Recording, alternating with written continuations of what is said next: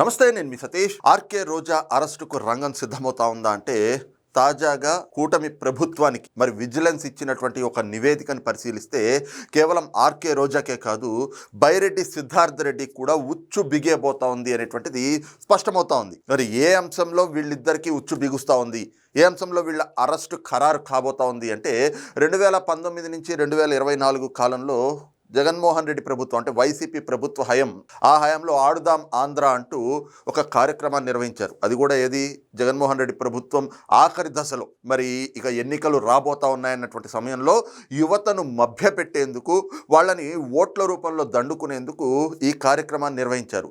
అయితే ఆ ఆడుదాం ఆంధ్రాలో కూడా అంతులేని అవినీతి చేశారు అనేటువంటి విమర్శలు అప్పట్లోనే వచ్చినాయి. దానిపైన కూటమి ప్రభుత్వం ఏర్పడిన తర్వాత ఇటీవల కాలంలో ఒక 6 నెలల కిందటే చూస్తే అసెంబ్లీలో కూడా పలాస ఎమ్మెల్యే గౌతు శిరీష గారు కూడా ఈ అంశాన్ని ప్రస్తావించారు. అసలు ఆడుదాం ఆంధ్ర పేరుతో జరిగినటువంటి అవినీతి పైన ఒక విచారణ జరిపించాలి, ఒక దర్యాప్తు చేయించాలి అని చెప్పి ప్రభుత్వాన్ని ఆవిడ కోరారు. ఈ నేపథ్యంలోనే ప్రభుత్వం కూడా దీనిపైన ఒక విజిలెన్స్ ఎంక్వైరీకి ఆదేశించింది. ఆ విజిలెన్స్ వాళ్ళు మరి పూర్తిగా ఈ ఆడుదాం ఆంధ్ర పేరిట జరిగినటువంటి అవకతవకలు కావచ్చు, అక్రమాలు కావచ్చు, అవినీతి కావచ్చు, ఏం జరిగింది అనేటువంటి దానిపైన పూర్తి స్థాయి దర్యాప్తు చేసి ఒక 30 పేజీల నివేదికని మరి సిద్ధం చేసి ఆ నివేదికని ప్రభుత్వానికి అందజేశారు. అయితే ఆ నివేదికలో మరి ఏ రకంగా ఈ అవినీతి చేశారు వీళ్ళు, ఏ రకంగా నిధులు దారి మళ్లించారు అనేటువంటిది చూస్తే మాత్రం అందరినీ అబ్బురపరిచే విధంగానే ఉంది అవినీతి కార్యక్రమం కూడా. మనం చూసాం ఆర్కే రోజా గారు అలాగే బైరెడ్డి సిద్ధార్థ రెడ్డి ఈ రకంగా ఊరు వాడ తిరిగారు. ఎందుకంటే ఆ రోజున ఆవిడ క్రీడా శాఖ మంత్రిగా ఉన్నారు, అలాగే శాప్ చైర్మన్గా బైరెడ్డి సిద్ధార్థ రెడ్డి ఉన్నాడు. మరి ఏ రకంగా అసలు ఈ ఆడుదాం ఆంధ్ర అనేటువంటి కార్యక్రమాలు నిర్వహించారు, మరి ఏ రకంగా అవినీతి చేశారు అనేటువంటి అంశాల్లోకి వెళ్లే ముందు అసలు యువతని మభ్యపెట్టి, పోనీ ఆ రోజున ఎక్కడైనా కూడా ఈ కార్యక్రమం ఆడుదాం ఆంధ్ర అనేటువంటి ఆ క్రీడా పోటీలు సక్రమంగా నిర్వహించారా అంటే ఎక్కడా లేదు. అసలు ప్రతి అంశం నుంచి కూడా అవినీతి చేయడమే లక్ష్యంగా పెట్టుకుని ఈ కార్యక్రమాన్ని నిర్వహించారు. క్రీడాకారుల నుంచి మొదట స్పందన లేదు. గ్రామ వార్డు సచివాలయాలు, అక్కడ పనిచేసేటువంటి ఉద్యోగులు, వాళ్లపైన పెద్ద ఎత్తున ఒత్తిడి తెచ్చి మీరు క్రీడాకారుల్ని తీసుకురావాల్సిందే అని చెప్పి వాళ్ళపైన ఒత్తిడి తెస్తే వాళ్ళు బలవంతంగా తీసుకొచ్చారు. పోనీ వచ్చినటువంటి ఆ క్రీడాకారులకి వాళ్ళకి ఎక్కడైనా సరైనటువంటి భోజనం, పౌష్టికాహారం, వాళ్ళకి ఎక్కడైనా కూడా సరైనటువంటి బస ఏర్పాటు చేశారా అంటే అలాంటివి కూడా లేదు. కనీసం వాళ్ళు కాలకృత్యాలంటే టాయిలెట్స్ కూడా లేక క్రీడాకారులు ఇబ్బందులు పడినటువంటి సందర్భాలు అనేకంగా ఉన్నాయి. ముఖ్యంగా చూస్తే పెద్ద సంఖ్యలో ఉన్నటువంటి గ్రామ వార్డు సచివాలయాల్లో కనీసం కూడా క్రీడాకారుల నుంచి స్పందన లేదు. అలాంటి చోట కూడా అవినీతే ధ్యేయంగా, అవినీతే లక్ష్యంగా ఈ కార్యక్రమాన్ని తూతూ మంత్రంగా నిర్వహించి 40 కోట్ల అంచనాతోటి ప్రారంభించినటువంటి ఈ ఆడుదాం ఆంధ్రాని 100 కోట్లకు ఎగబాకించారు. అందులో కూడా దాదాపు 60 కోట్ల వరకు అవినీతి జరిగినట్లుగా, అవినీతికి పాల్పడినట్లుగా ప్రస్తుతం విజిలెన్స్ ఇచ్చినటువంటి ఆ నివేదికలో స్పష్టమవుతా ఉంది. పూర్తి ఆధారాలతోటి వాళ్ళు ఆ నివేదికను కూడా రూపొందించారు. ప్రధానంగా చూస్తే క్రీడాకారులకి ఎక్కడ భోజనం పెట్టలేదు, సరైనటువంటి భోజనాలు లేవు, పౌష్టికాహారం లేదు, వాళ్ళకి సరైనటువంటి వసతి ఇవ్వలేదు, వాళ్ళు బస చేయడానికి ఎక్కడా కూడా సరైనటువంటి స్థలాన్ని చూపించలేదు. చాలా వరకు ఆ మైదానాల్లోనే కింద కార్పెట్లు వేసుకుని అక్కడే పడుకున్నారు, అక్కడే ఆటలు, అక్కడే పడుకున్నటువంటి సందర్భాలు కూడా చూసాం.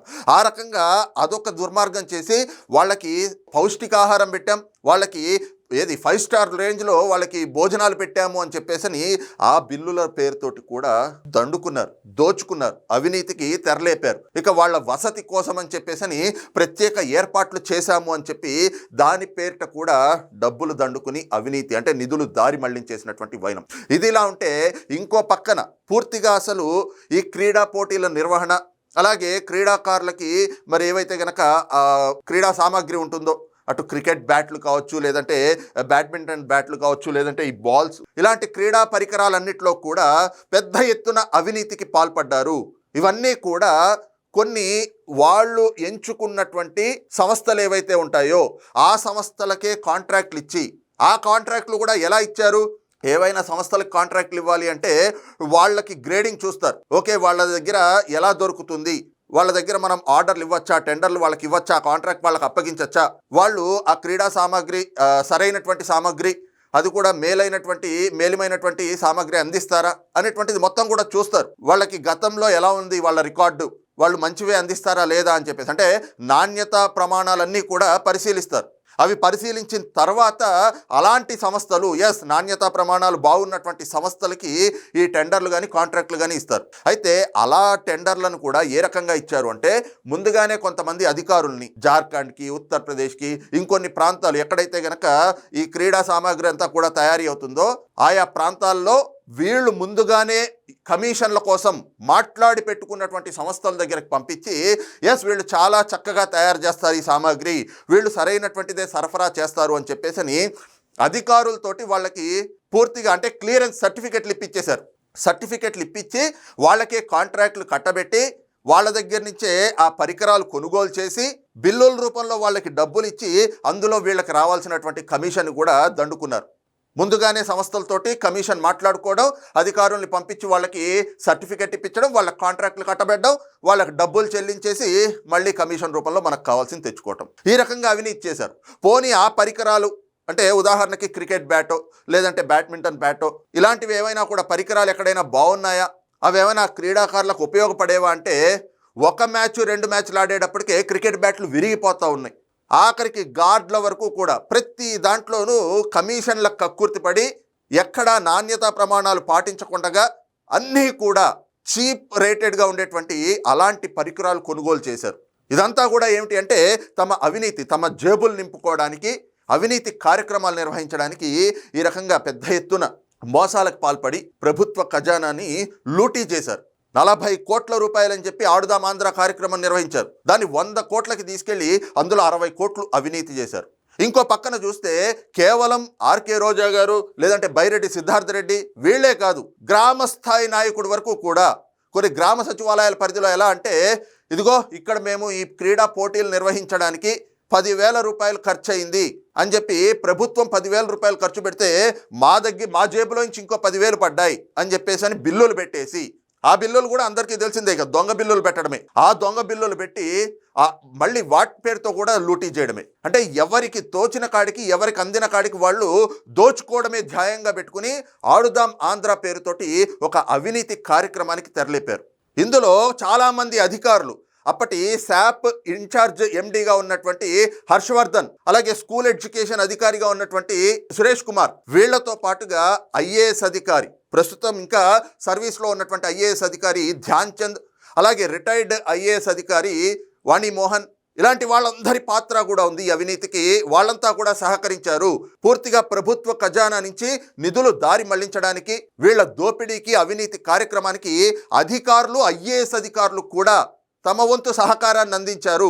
అలాంటి వాళ్ళపైన కూడా వెంటనే చర్యలు తీసుకోవాలి. ముఖ్యంగా అప్పటి క్రీడా శాఖ మంత్రిగా ఉన్నటువంటి ఆర్కే రోజాతో పాటుగా అప్పటి శాప్ చైర్మన్గా ఉన్నటువంటి బైరెడ్డి సిద్ధార్థ రెడ్డి, వీళ్ళిద్దరిపైన కూడా క్రిమినల్ కేసులు పెట్టాలి అంటూ విజిలెన్స్ అధికారులు ప్రస్తుతం ప్రభుత్వానికి ఒక సిఫార్సును కూడా పంపించారు ఆ 30 పేజీల నివేదికలో. మరి ఇప్పుడు ఈ అంశం అంటే ఆ నివేదిక ప్రభుత్వానికి చేరింది. ప్రభుత్వం కూడా మరి ఈ ఆడుదాం ఆంధ్ర పేరుతోటి జరిగినటువంటి ఈ అవినీతి కార్యక్రమం పైన విజిలెన్స్ ఇచ్చినటువంటి నివేదికను పరిశీలించాక ఎలాంటి చర్యలకు పూనుకుంటుంది అనేటువంటిది కూడా ఎంతో చర్చనీయాంశంగా మారింది. ముఖ్యంగా ఈ కేసులో అంటే ఈ అవినీతి ఆడుదాం ఆంధ్ర పేరుతోటి చేసినటువంటి ఈ అవినీతి కార్యక్రమంలో ఆధారాలు కూడా స్పష్టంగా కనిపిస్తూ ఉన్న నేపథ్యంలో వీళ్లపైన విజిలెన్స్ అధికారులు ఇప్పుడు మరి ఏదైతే క్రిమినల్ చర్యలకు సిఫార్సు చేశారో, మరి ప్రభుత్వం దీన్ని మళ్ళీ తిరిగి విజిలెన్స్కి, ఏసీబీకి అప్పగిస్తుందా లేదంటే సిఐడికి అప్పగిస్తుందా అనేటువంటిది కూడా ఎంతో ఆసక్తికరంగా మారినటువంటి నేపథ్యంలో ప్రస్తుతం ఆడుదాం ఆంధ్ర పేరుతోటి అంతులేని అవినీతి చేసినటువంటి ఆర్కే రోజా, బైరెడ్డి సిద్ధార్థ రెడ్డి వీళ్ళిద్దరి అరెస్టుకి కూడా రంగం సిద్ధం కాబోతా ఉంది అనేటువంటిది ఈ విజిలెన్స్ అధికారులు ప్రభుత్వానికి ఇచ్చినటువంటి నివేదిక మాత్రం స్పష్టం చేస్తూ ఉంది. మరి ఈ అంశంపైన మీ అభిప్రాయం ఏమిటనేటువంటిది కింద కామెంట్ సెక్షన్లో మెన్షన్ చేయండి. Thank you.